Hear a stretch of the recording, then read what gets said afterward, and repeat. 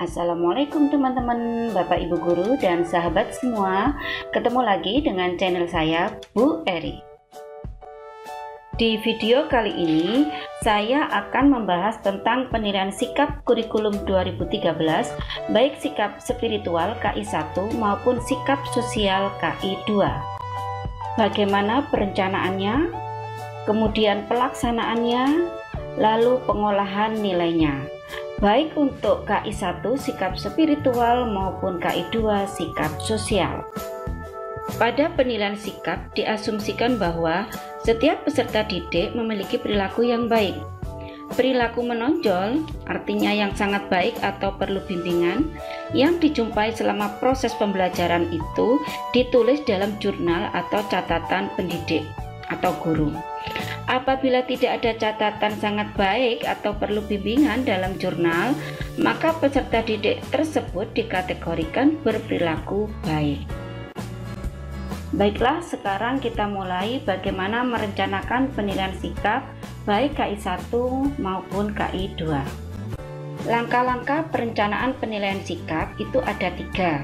Yang pertama, menentukan sikap yang akan diamati di sekolah baik KI 1 maupun KI 2. Yang kedua, menentukan indikator sikap KI 1 dan KI 2. Yang ketiga, menyusun format penilaian KI 1 dan KI 2. Kita mulai langkah yang pertama, yaitu menentukan sikap yang akan diamati di sekolah baik untuk KI 1 maupun KI 2. Ada 3 sikap spiritual yang akan diamati di sekolah. Yang pertama, ketaatan beribadah. 2, berperilaku syukur.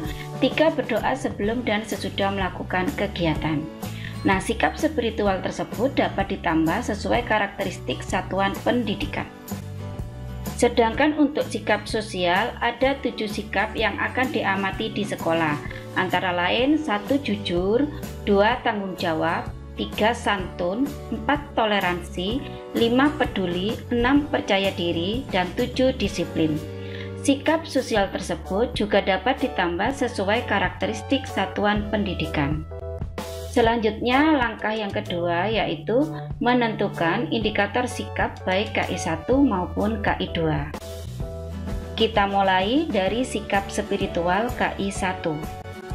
Berikut beberapa contoh indikator ketaatan beribadah.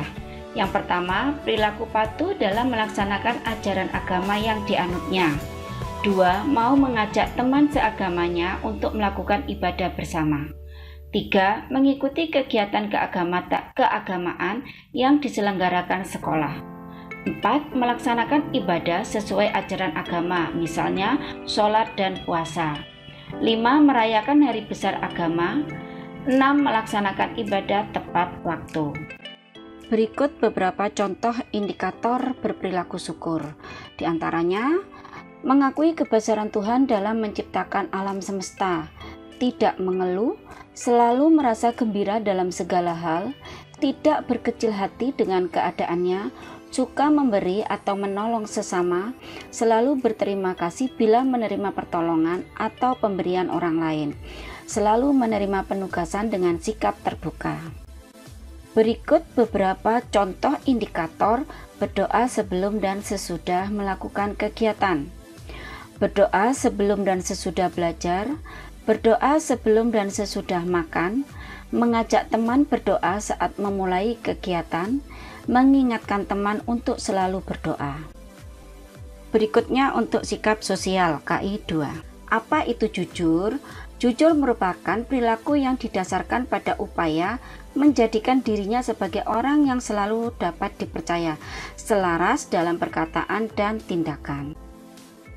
Ada beberapa contoh indikator jujur, antara lain tidak berbohong, tidak mencontek, mengatakan dengan sesungguhnya apa yang terjadi atau yang dialaminya dalam kehidupan sehari-hari, mau mengakui kesalahan atau kekeliruan, mengembalikan barang yang dipinjam atau ditemukan, mengemukakan pendapat sesuai apa yang diyakininya walaupun berbeda dengan pendapat teman, mengemukakan ketidaknyamanan belajar yang dirasakannya di sekolah.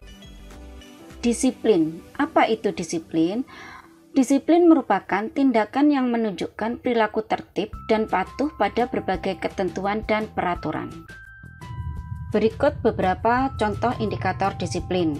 Mengikuti peraturan yang ada di sekolah, hadir di sekolah dan masuk kelas tepat waktu, memakai pakaian seragam lengkap dan rapi, melaksanakan piket kebersihan kelas.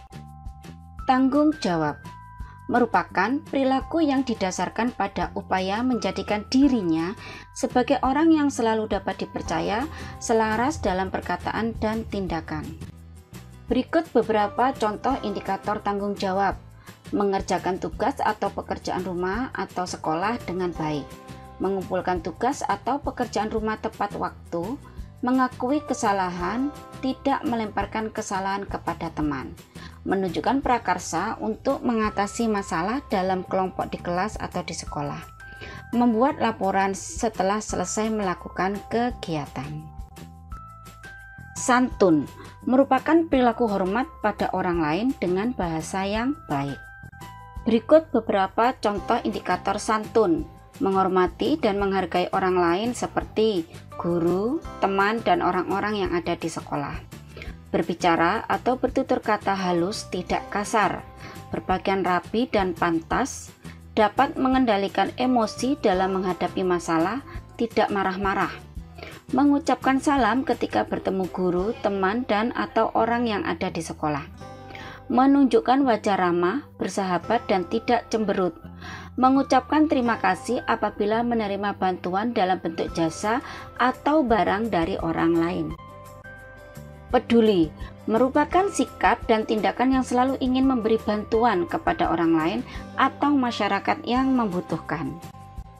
Berikut beberapa contoh indikator peduli. Ingin tahu dan ingin membantu teman yang kesulitan dalam pembelajaran. Meminjamkan alat kepada teman yang tidak membawa atau tidak memiliki. Menjaga keasrian, keindahan, dan kebersihan lingkungan kelas atau sekolah. Melerai teman yang berselisih atau bertengkar. Menjenguk teman atau guru yang sakit.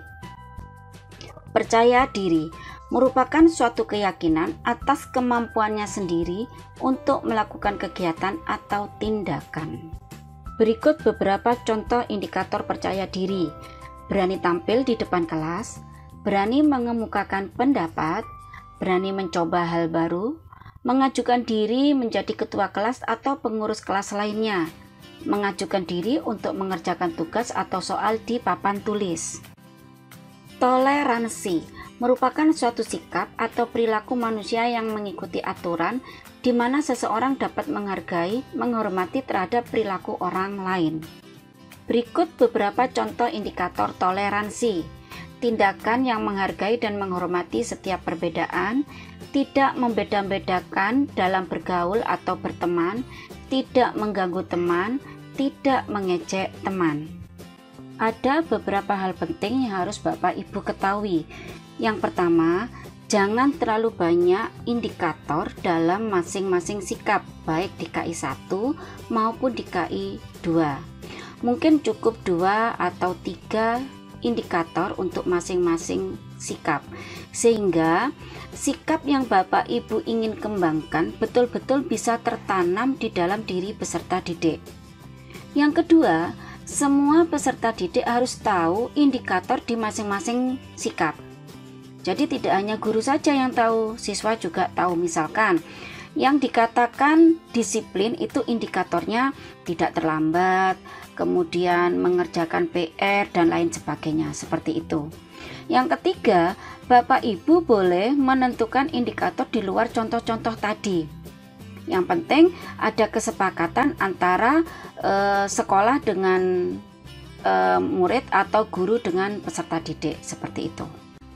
Langkah yang ketiga adalah menyusun format penilaian baik KI 1 maupun KI 2. Berikut contoh format jurnal penilaian sikap KI 1 maupun KI 2. Contoh jurnal sikap spiritual KI 1. Identitasnya kita tulis kelas, semester, lalu tahun pelajaran. Di dalam format itu ada nomor, hari, tanggal, nama peserta didik, catatan perilaku, butir sikap, dan tindak lanjut. Untuk contoh jurnal sikap sosial KI2 tidak ada bedanya dengan jurnal KI1. Yang beda nanti di butir sikapnya saja. Jadi sama, ada kelas, semester, tahun pelajaran, kemudian di formatnya juga ada nomor, hari, tanggal, nama peserta didik, catatan perilaku, butir sikap, dan tindak lanjut. Itu adalah contoh jurnalnya. Berikut contoh format penilaian diri. Penilaian diri merupakan bentuk penilaian yang meminta peserta didik untuk mengemukakan sikap dan perilaku yang positif dan negatif dari dirinya. Instrumen yang digunakan berupa lembar penilaian diri. Penilaian diri dilakukan sebagai alat konfirmasi. Contoh lembar penilaian diri peserta didik. Jadi di identitasnya ada nama, nomor absen, kelas, semester, tahun pelajaran, dan waktu penilaian. Petunjuknya, berilah tanda centang pada kolom ya atau tidak sesuai dengan keadaan yang sebenarnya. Misalkan di situ ada beberapa pernyataan. Contoh, nomor 1, saya selalu berdoa sebelum melakukan aktivitas, iya atau tidak. Kalau iya ya dicentang iya, kalau tidak ya dicentang tidak, begitu seterusnya. Nah, untuk pernyataan disesuaikan dengan butir-butir sikap pada indikator yang dinilai. Pernyataan dapat diubah atau ditambah sesuai dengan butir sikap yang dinilai. Format tabel di atas hanya sebagai contoh. Satuan pendidikan dapat mengembangkan sesuai kebutuhan. Berikut contoh format penilaian antar teman. Penilaian antar teman merupakan bentuk penilaian yang meminta peserta didik untuk saling menilai sikap dan perilaku keseharian temannya. Fungsinya sebagai alat konfirmasi terhadap penilaian yang dilakukan oleh pendidik atau guru. Dilakukan pada saat peserta didik melakukan kegiatan berkelompok. Instrumennya dapat berupa lembar yang berisi butir-butir pernyataan sikap positif yang diharapkan dengan kolom iya atau tidak, atau dengan skala Likert. Berikut contoh format penilaian antar teman dengan model iya atau tidak. Identitasnya, nama teman yang dinilai, nama penilai, kelas, semester, tahun pelajaran, waktu penilaian. Perintahnya, berilah tanda centang pada kolom iya atau tidak sesuai dengan keadaan yang sebenarnya. Contoh nomor 1, teman saya selalu berdoa sebelum melakukan aktivitas, iya atau tidak. Silakan dicentang iya kalau memang iya, silakan dicentang tidak kalau memang tidak, begitu seterusnya. Perlu Bapak Ibu ketahui, pernyataan di atas itu bisa disesuaikan dengan butir-butir sikap pada indikator yang dinilai. Jadi pernyataan tersebut dapat diubah atau ditambah sesuai dengan butir-butir sikap yang dinilai. Sedangkan untuk format di atas hanya sebagai contoh. Satuan pendidikan atau Bapak Ibu dapat mengembangkan sesuai kebutuhan. Berikut contoh format penilaian antar teman dengan model skala Likert. Identitasnya sama kayak di model yang iya atau tidak. Perintahnya, berilah tanda centang pada kolom yang sesuai dengan keadaan kalian yang sebenarnya. Jadi nanti peserta didik disuruh memberi keterangan TS tidak setuju, kurang setuju, KS, S setuju ataukah SS sangat setuju. Tinggal dicentang saja. Misalkan, apakah teman saya selalu berdoa sebelum melakukan aktivitas? Nah, silakan dicentang sesuai dengan keadaan yang sebenarnya. Bapak Ibu guru sekalian, yang perlu digarisbawahi di sini bahwa penilaian sikap yang wajib dilakukan itu adalah observasi harian terhadap peserta didik dan hasilnya dituangkan ke dalam jurnal. Sedangkan penilaian diri dan penilaian antar teman itu hanya penunjang. Artinya jika memang Bapak Ibu memerlukan itu untuk konfirmasi nilai sikap, silakan dilakukan. Jika memang tidak diperlukan ya tidak usah dilakukan. Dan yang ketiga, penilaian sikap itu tidak dibuat setiap hari untuk setiap peserta didik. Maksudnya begini, yang dimasukkan ke dalam jurnal itu ketika di hari itu Bapak Ibu menemukan sikap yang menonjol positif, yang mendapatkan predikat sangat baik, itu dicatat dimasukkan ke dalam jurnal. Atau sikap yang menonjol negatif yang mendapatkan predikat perlu bimbingan, itu yang dicatat. Apabila di hari itu ada salah satu atau beberapa peserta didik tidak melakukan sikap yang positif maupun yang negatif, berarti tidak usah dicatat. Dengan kata lain, peserta didik tersebut dapat dikategorikan memiliki sikap yang baik. Demikian tadi pembahasan kita tentang perencanaan penilaian sikap baik KI 1 maupun KI 2. Semoga bermanfaat dan barokah. Bagaimana dengan pelaksanaan dan pengolahan nilainya? Kita lanjutkan di video berikutnya. Terima kasih. Wassalamualaikum warahmatullahi wabarakatuh.